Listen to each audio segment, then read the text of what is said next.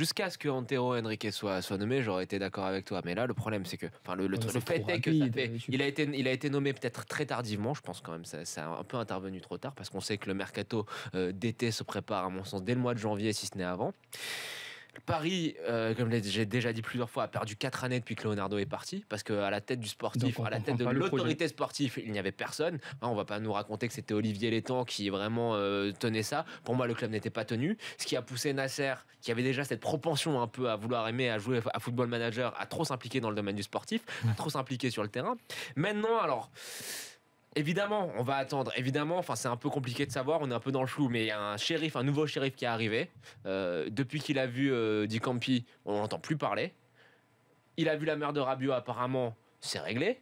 Thiago Motta, il râle un peu. Antero a tranché, c'est réglé. Pour moi, c'est la meilleure des nouvelles pour le Paris Saint-Germain, c'est que ce directeur sportif-là soit arrivé, non pas seulement pour ses qualités de directeur sportif, mais aussi pour l'incarnation de la figure d'autorité qu'il va apporter. Ali. Donc, trop tôt pour s'alarmer.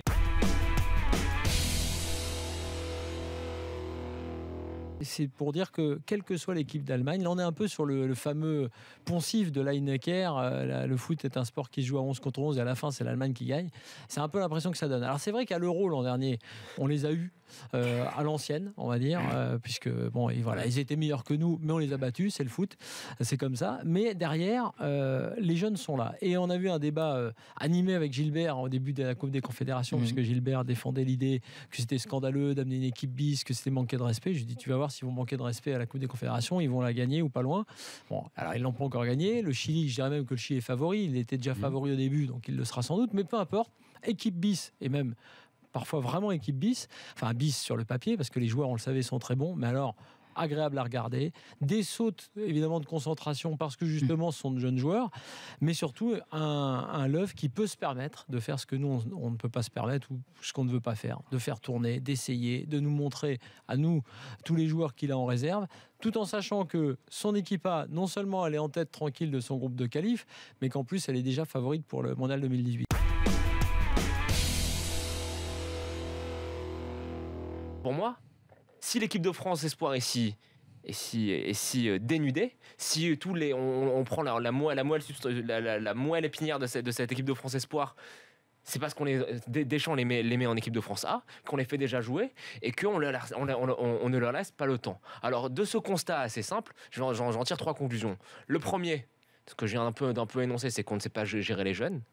On les intègre beaucoup trop vite en équipe de France A et du coup on les grille. Il n'y a qu'à se rappeler quelles étaient nos fameux feux follets sur les ailes lors de l'Euro. C'était Coman et Martial. On a très vite monté et qui sont nulle part à l'heure actuelle, enfin qui sont dans des clubs mais qui se tirent les bancs, qu'on n'a plus vu en équipe de France depuis un moment. Le deuxième problème que je vois à ça, c'est que ça désacralise le maillot de l'équipe de France. Il suffit d'avoir 20 berges, de faire 2-3 bons mois et d'arriver un peu comme la superstar en bleu. Non, ça pour moi je trouve ça assez intolérable. Et la troisième chose, c'est qu'on en a souvent parlé avec François, c'est je pense quand même ça souligne le fait qu'on a un très gros problème de formation en France. Que la DTN ait fait sa révolution, qu'on nous sorte que depuis une dizaine d'années ça va un peu mieux, je suis désolé. Même si on réintègre tous les jeunes de l'équipe de France qui jouent en A, qui pourraient jouer en espoir, on n'a pas beaucoup de marge. Il n'y a pas beaucoup de bons joueurs qui sont formés. On continue de former du produit standard, pas du produit de luxe. On continue de se contenter de cette espèce de médiocrité. Et c'était ce que j'ai vu cet été. Quand je vois l'Italie, quand je vois l'Allemagne, quand je vois l'Espagne, je me dis on a quand même sacrément du retard.